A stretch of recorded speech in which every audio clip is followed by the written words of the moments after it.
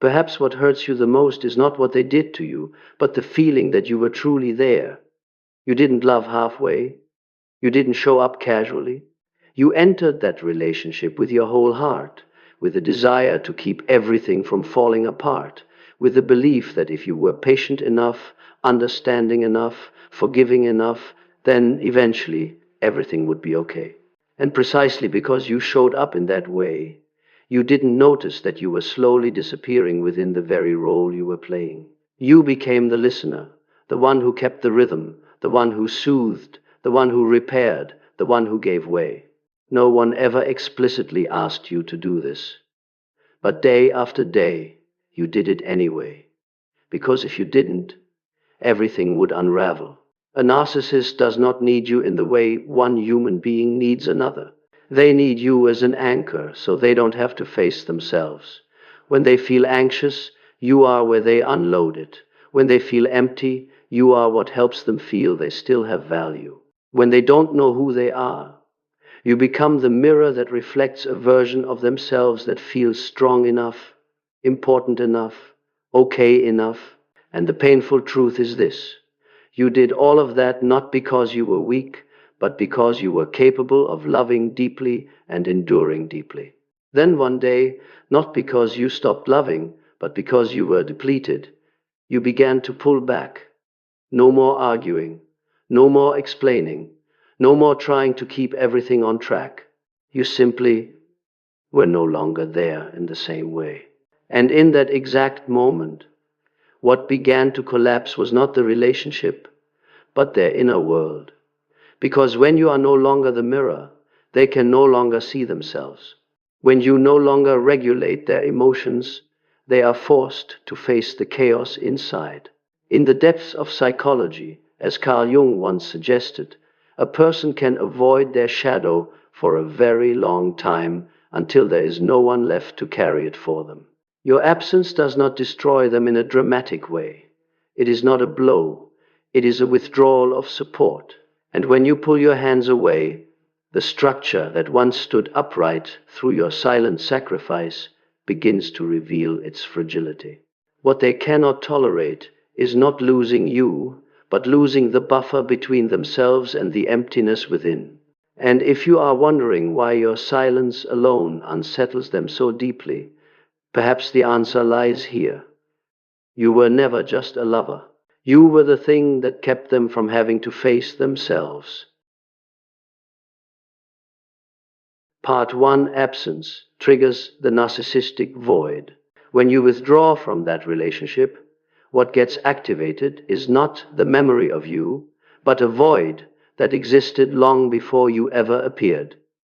This void was not created by the breakup. It is simply exposed for the first time. While you were there, it was kept dormant by routine, by presence, by always having another person outside themselves performing the function of stabilization. When you are no longer there, their inner space suddenly expands not in a healing way, but in a way that causes the ego to lose orientation. What sends a narcissist into panic is not loneliness in the emotional sense, but the loss of an internal structure to lean on. For many people, being alone can feel sad. For them, being alone means losing the anchor. When there is no one reacting, no one listening, no one acting as an emotional grounding surface, their mind begins to slip. Thoughts are no longer contained by performance. Emotions can no longer be discharged outward through manipulation. And in that silence, a very specific sensation appears, a feeling of weightlessness, as if nothing is holding them steady within themselves. This void does not take the shape of sadness or regret. It takes the shape of an unnameable emptiness. It does not hurt in a way that brings tears, but in a way that disorients. It is quiet, yet persistent. It drives them into constant seeking, new people, new stimulation, new conflict, new attention. Not to love, but to avoid falling into a state without reflection. And this is why they fear being alone more than they fear losing you, because losing you is losing one person, while being alone is losing the entire internal support system. At a deeper level, This is when the process Carl Jung described as the return of the shadow begins to operate. The shadow does not emerge when there is a steady source of external light. It rises when that light disappears. You were once a reflective source of light, not in a noble or idealized sense, but in a very concrete psychological one. You absorbed, you regulated, you softened the edges they did not want to see. When you withdraw, the shadow has nowhere to hide. And what has been repressed for too long always finds its way back, not as an invitation to heal, but as pressure. From here, an energetic paradox unfolds. The very thing they used to avoid themselves becomes the force that pushes them into confrontation. Your silence does not carry the energy of attack, but it carries the energy of non-intervention. And it is precisely this non-intervention that exposes all the instability. The emotions that were once offloaded onto you now have nowhere to go. The stories that were told to preserve an image now have no listener. The roles that once had an audience now stand empty. And within that space, the shadow turns back on its owner, manifesting as restlessness, obsession, compulsions to control, or unconscious escalations in behavior. What matters for you to understand is this. This process has nothing to do with you being more important than anyone else. It has everything to do with the fact that you once held balance for a structure that could not balance itself. When you step away, the system does not collapse because it is attacked, but because it was never self-supporting to begin with. That is why they cannot escape, not because you still occupy their mind, but because you left the position of absorbing the shadow, forcing them to face the part they have spent their entire life avoiding. If there is one thing that must be stated clearly, it is this. You did not activate their pain by leaving. You simply stopped carrying it for them. And when that burden returns to where it belongs, the panic that follows is not punishment, but the inevitable consequence of an ego that never learned how to remain at peace with itself. Part 2. Why they cannot escape. You can leave a relationship, you can change your phone number, change cities, change your rhythm of life. But there is one thing a narcissist cannot leave behind with you, the psychological structure they live inside. And this is where the paradox begins. You are the one who leaves quietly, yet they are the one who remains trapped. Not in memories of you, but within an internal system that only functions when someone outside is holding it steady. One of the deepest reasons they cannot escape lies in the phenomenon of object inconstancy, the inability to maintain a stable internal image of another person when that person is no longer present. For someone with a healthy structure, absence does not erase the inner bond. But for a narcissist, when you are no longer there to reflect them, the image of you cannot be held in a stable way. It becomes distorted and fragmented, at times idealized, at times denied, at times pushed into a vague obsessive zone. And it is this instability that prevents their mind from closing the chapter, not because they miss you emotionally, but because their cognitive system cannot complete an object when that object no longer responds. Alongside this, another layer of collapse occurs. The persona begins to lose force. In the narcissist's inner world, the persona is not merely a social mask. It is a survival structure. It requires attention, validation, and an audience in order to exist. When you go silent, when you stop participating in the familiar performance, the persona is not attacked, it is starved. There is no one left to confirm the role, no one responding according to the script, no one helping sustain the story they tell about themselves. And a persona without an audience does not collapse loudly, it hollows out from within. Here, your silence carries a very particular power. It is not a wall for them to break through, but a mirror that cannot be shattered. A mirror only reflects. It does not argue, persuade, or participate. When you are silent, you do not give them what they are used to using as an escape. No conflict to control, no emotions to manipulate, no explanations to twist. The only thing left is their own image, reflected back within an empty space, and that is a space they cannot manipulate, blur, or take control of. In Jungian depth psychology, as Carl Jung suggested, when the persona loses its grip, what remains is not liberation, but a direct confrontation with the shadow. And unlike a healthy maturation process, there is no preparation here, no capacity to contain, no inner language for dialogue. The shadow does not arrive as an invitation to self-understanding. It arrives as pressure demanding to be seen. And because you are no longer there to absorb, reflect, or soften that experience, the entire pressure turns inward. This is why you do not need to appear to create obsession. You do not need to leave traces, final words, or dramatic gestures. Your absence alone is enough, because the obsession does not come from whether you are still there, but from the fact that their system cannot close when there is no longer an external anchor. You step out of the game, while they remain trapped in a loop that, without you, no longer has its familiar exit. And this is what must be said clearly. So you no longer blame yourself. You are not holding them captive with your silence. Your silence only reveals a truth that was always there, that they never had the capacity to remain with themselves. When you leave, you do not take the key that locks them in. You take only yourself. What they cannot escape, from beginning to end, has always been their own inner structure. Part 3. The chain reaction when they realize you are not coming back. The most dangerous moment is not when you first leave, but when they realize you are not coming back in the old way. Not today, but no longer able to return to the role that once kept them regulated and stable. From that moment on, a nearly instinctive chain reaction begins to unfold, driven not by clear thinking, but by the panic of losing control. At first, the escalation is subtle. Hoovering does not arrive as an obvious plea, but as something that appears harmless. A casual check-in message, a memory mentioned at exactly your vulnerable spot, a small detail only the two of you once shared. The goal is not to reconnect the relationship, but to test one thing: do you still react?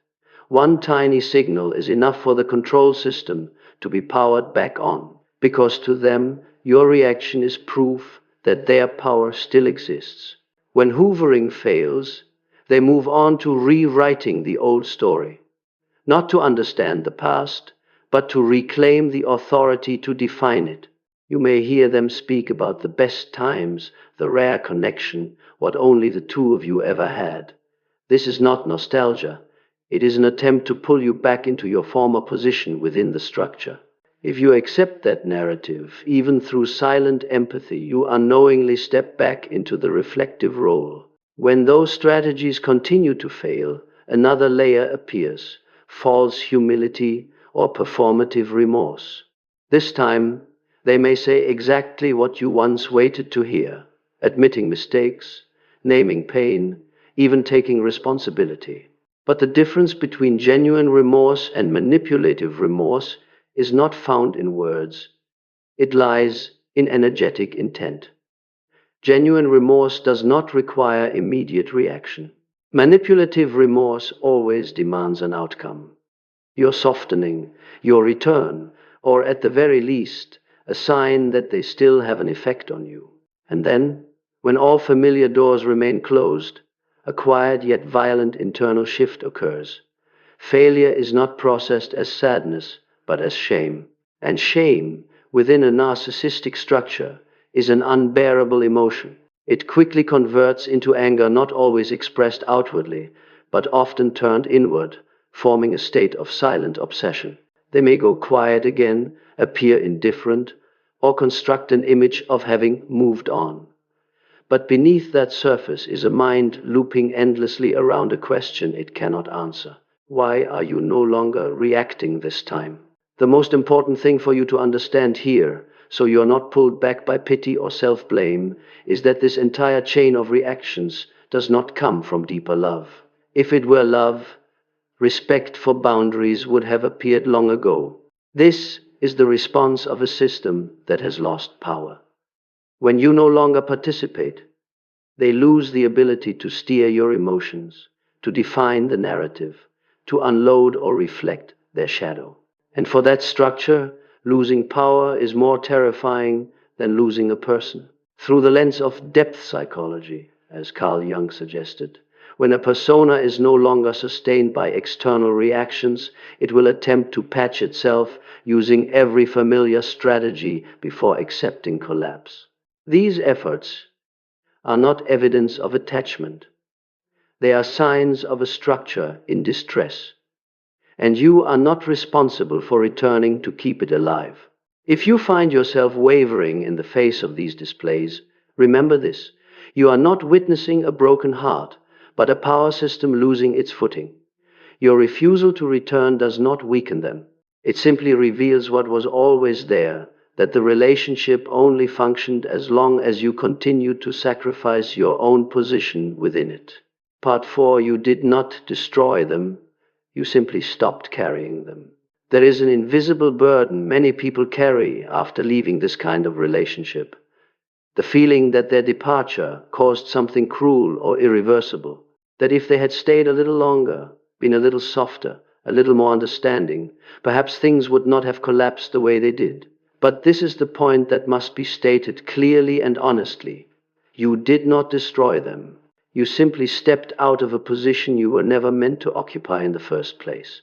Throughout the time you were with them, you unconsciously did many things a person must learn to do for themselves. You regulated emotions when they lost balance. You absorbed tensions they could not process. You softened edges so nothing would explode. Over time, your presence became part of their operating structure, not as a partner, but as a load-bearing support. When you withdraw, what happens is not that you do something to them, but that you stop doing what was never your responsibility. Seeing them unravel after you leave easily confuses cause and effect. You see their instability, anger, confusion, and you ask yourself, was I too cold? But the truth is this: that instability was always there. It was simply kept in check by your presence. When you no longer stand in the buffering position, what was suppressed begins to surface, not because you left, but because the system never learned how to stand on its own. What hurts you is not their pain, but the role you became accustomed to being responsible for other people's emotions. You were conditioned to believe that if someone collapses, it must mean you were not good enough. But this is a profound misunderstanding. Being responsible for yourself is not the same as carrying another person. When you withdraw your energy, you are not punishing, retaliating, or intentionally harming. You are restoring boundaries, returning things to where they actually belong. And it is here that an important shift takes place. When you stop carrying the load, truth begins to operate in its natural way. If a structure collapses when you remove your hands, that says nothing about your destructive power and everything about the fragility that was always there. You are under no obligation to return so that a false system can keep standing through your sacrifice. If you feel guilty for your silence, for your withdrawal, for not returning to save them, pause here for a moment. Ask yourself one honest question: how much did I carry that was never mine? And remember, this maturity is not about enduring more. It is about knowing when to return what does not belong to you. Your decision to stop carrying them did not cause their collapse. It simply placed everything back where it belongs, and for the first time, you are allowed to stand in your own place. Part 5. The reversal point. When they get stuck, you get set free. There is a very quiet moment that most people miss, because it isn't loud, dramatic, or shaped like victory. It is the moment you realize you are no longer being pulled back, not because they stop trying, but because something inside you has changed. As they begin to spiral in obsession, in repetitive reactions, in unconscious attempts to reclaim the power they've lost, you find yourself lighter. Not lighter because you're happy, but lighter because you no longer have to carry another person's emotional world. At this stage, the reversal doesn't happen externally, it happens entirely within you. You no longer feel the need to explain why you are silent. You no longer feel compelled to clarify the story. You no longer feel the urge to prove that you loved for real, that you tried hard enough. The questions that once haunted you, do they regret it? Do they understand? Do they realize what they've lost? To begin to lose their grip? Not because you finally found the answers, but because you no longer need those answers in order to keep living. Meanwhile, they get stuck. Not stuck in love for you, but stuck in a loop where every familiar strategy no longer works. There is no reaction left to control, no emotion left to stir up, no role left for you to step back into. And when all their outward motion loses its target, that energy turns inward, creating a pressure they don't know where to place. You may not witness everything happening inside them, but you feel the difference. You are no longer being pulled into it. This is the moment your individuation begins to show up in everyday life, not through grand concepts, but through very real changes. You sleep better, you stop checking your phone with a tight heartbeat, you can sit in silence without needing to fill it. You begin returning your energy to your body, your work, your rhythm, the things that were postponed because your life had to orbit someone else. You stop living in reaction mode. You begin living in presence. What matters is this: your liberation does not come from them releasing you. It comes from you no longer needing their release.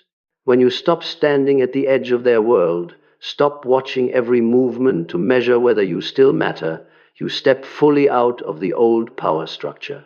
And on the other side of that structure, there is no gloating, no revenge, only a very quiet feeling. I have returned to myself. If there is one clearest sign you have truly left, it is not that they stopped thinking about you, but that you stop revolving around them inside your own inner world. From that moment, the imbalance switches places. They remain trapped in the effort to restore lost power. And you, without needing to win, without needing to prove anything, begin entering a life space where nothing has to be controlled in order to exist. Part 6, silence is not cruelty. It is sovereignty. At some point, you will understand something very different from what you once believed. Your silence was never an act against them. It is not punishment, not subtle revenge, and not a way to make them feel something. Silence is simply the moment you stop participating in a relational structure that existed at the cost of your inner stability.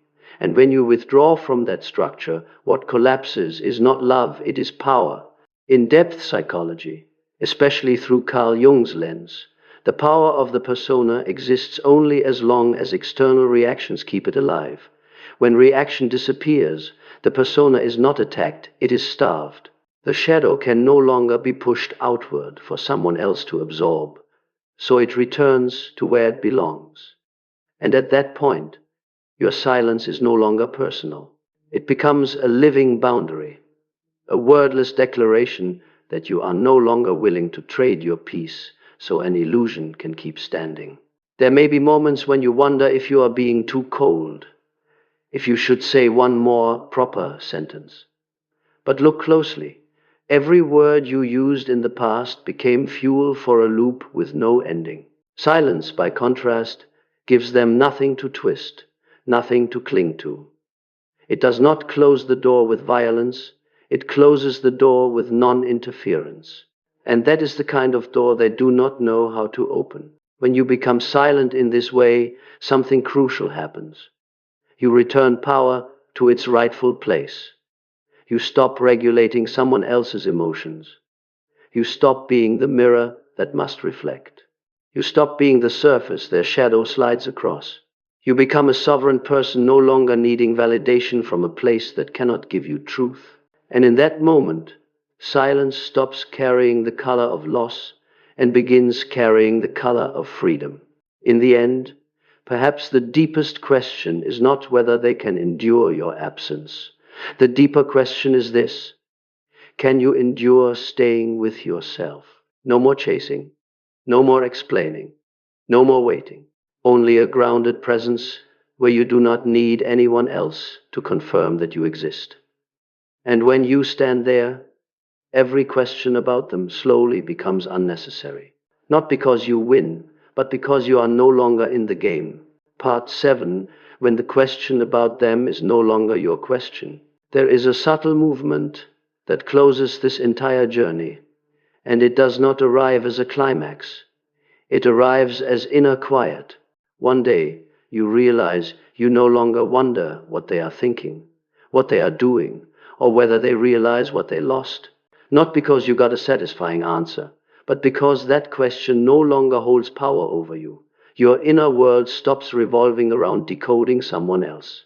It begins revolving around living. This is not indifference. It is a profound shift in center of gravity.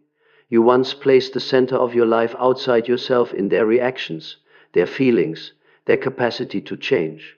Now that center returns to where it belongs. Your body, your breath, your choices. The silences that once terrified you become spaces of restoration. Evenings that once felt heavy begin to feel safe. You no longer need to know anything about them in order to feel okay. In-depth psychology, as Carl Jung suggested, true maturity does not come from defeating the shadow, but from no longer being ruled by it.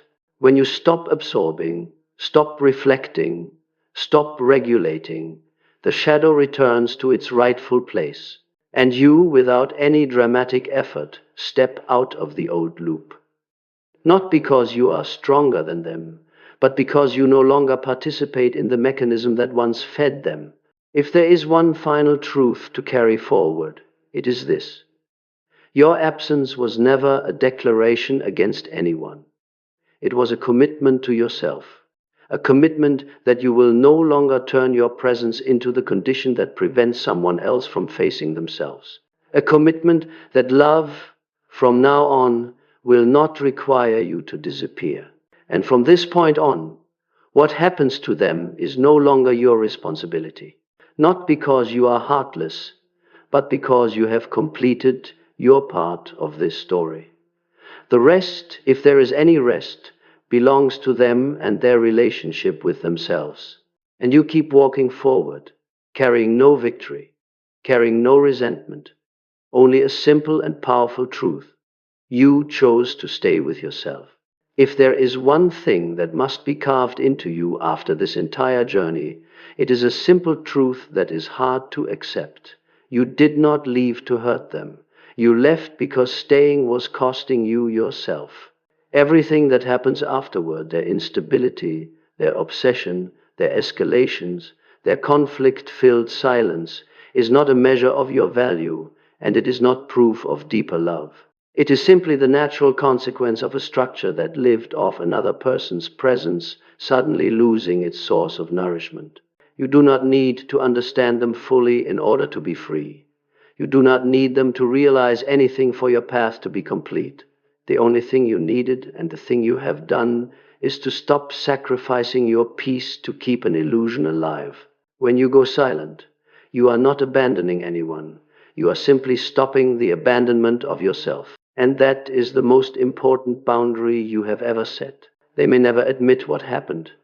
The story they tell about you may never match the truth you lived, but now that no longer matters. Because you have stepped out of the role that needed to be understood, defended, and validated by a place that could never give you truth. You carry no victory. You carry no bitterness.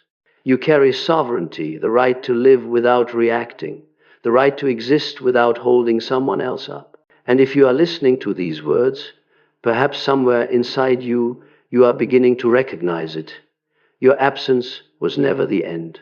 It was the beginning of a life that no longer requires you to disappear so someone else can keep existing. From here on, you don't need to prove anything. You only need to keep walking quietly, consciously, and honestly back into yourself.